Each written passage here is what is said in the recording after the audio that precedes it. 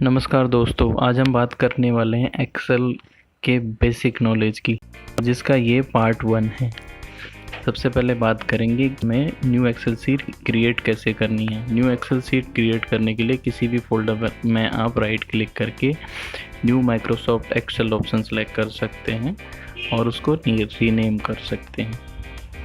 जिसके बाद वो इस तरीके से दिखाई देगी और उस शीट को ओपन करने के लिए आपको उस पर डबल क्लिक करना है, जिसके बाद आपकी एक्सेल शीट ओपन हो जाएगी।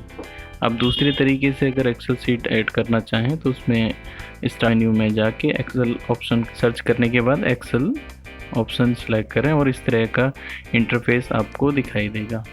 तो ये माइक्रोसॉफ्ट एक्सेल 2016 का इंटरफेस है। ये इसमें अब हम बात करते हैं कि जो एरिया दिखाई दे रहा है इसको क्या बोलते हैं। सबसे पहले ऊपर वाले इस एरिया को बोलते हैं क्विक एक्सेस बार। इस क्विक एक्सेस बार को आप कस्टमाइज़ भी कर सकते हैं। इसमें जो ये एरो की आपको दिख रहा है, इस पर क्लिक करेंगे तो जिस ऑप्शन को आप यहाँ पे चाहते हैं उस पर सेलेक्ट कर देंगे तो आपको दिखाई देगा। जिन ऑप्शन पे टिक लगा हुआ है वो आपके क्विक एक्सेस बार में एडेड हैं।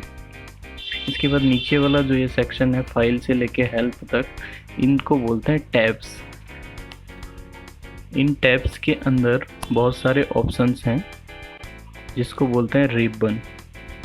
इस रिबन में अलग अलग सेक्शन बने हुए हैं जिसको हम बोलते हैं ग्रुप्स। तो इस तरीके से हर टैब का एक रिबन है और उसके अंदर बहुत सारे ग्रुप्स बने हुए हैं। ये वाला सेक्शन जो होता है इसको बोलते हैं नेम बॉक्स या एड्रेस बार, जो सेल का एड्रेस बताता है।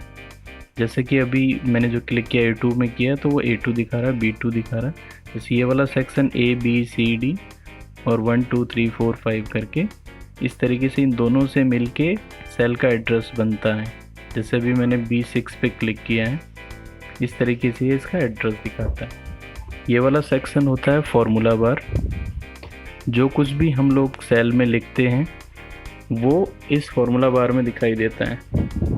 आपका जो ये एरिया है, ये एरिया में आप कहीं पे भी कुछ भी लिख सकते हैं। जिस सेल में आप लिख रहे हैं उस सेल को बोलते हैं एक्टिव सेल, और उस एक्टिव सेल में आप जो कुछ भी लिखेंगे वो आपको फॉर्मूला बार में दिखाई देगा।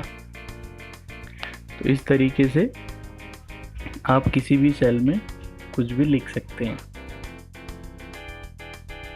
इसके बाद ये वाला जो सेक्शन है इसको बोलते हैं वर्टिकल स्क्रॉल बार, जो सीट को अप एंड डाउन स्क्रॉल करने के काम आता है। और ये वाला सेक्शन जो है इसको बोलते हैं हॉरिजॉन्टल स्क्रॉल बार, जो सीट को लेफ़्ट टू राइट स्क्रॉल करने के काम आता है। ये वाला सेक्शन होता है सीट टैब का, जिसके अंदर जितनी सीटें होती हैं हमारी वर्कबुक में वो सारी यहाँ हमें दिखाई देती हैं, और प्लस के निशान पे क्लिक करके आप नई सीट भी ऐड कर सकते हैं। ये वाला सेक्शन होता है सीट स्क्रॉलिंग बटन, जो आपको ब्लू 2 बटन दिखाई दे रहे हैं। अगर सीट इस रिबन के साइज से सीट इसमें ज़्यादा है तो आप इन बटन पे क्लिक करके सीट्स को लेफ़्ट टू राइट मूव कर सकते हैं। इसके बाद जो ये वाला सेक्शन है, इस सेक्शन को बोलते हैं व्यू बटन। जो भी करंटली हम देख रहे हैं वो किस तरह का व्यू है वो यहाँ पे दिखाई देता है। Normal view, page layout view और पेज ब्रेक व्यू।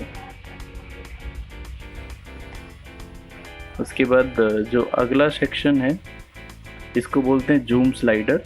तो इसके अंदर अपनी सीट को जूम इन और जूम आउट कर सकते हैं। प्लस पे क्लिक करेंगे तो जूम इन होगा और माइनस पे क्लिक करेंगे तो जूम आउट होगा, जैसा कि अभी आप देख रहे हैं। और यहाँ साथ में कितना % जूमिंग है वो भी दिखाता है।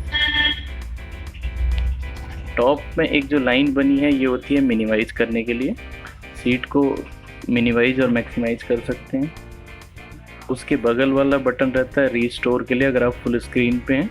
अगर आप रीस्टोर पे हैं तो उसी पे क्लिक करके आप इसको मैक्सिमाइज करके फुल स्क्रीन कर सकते हैं।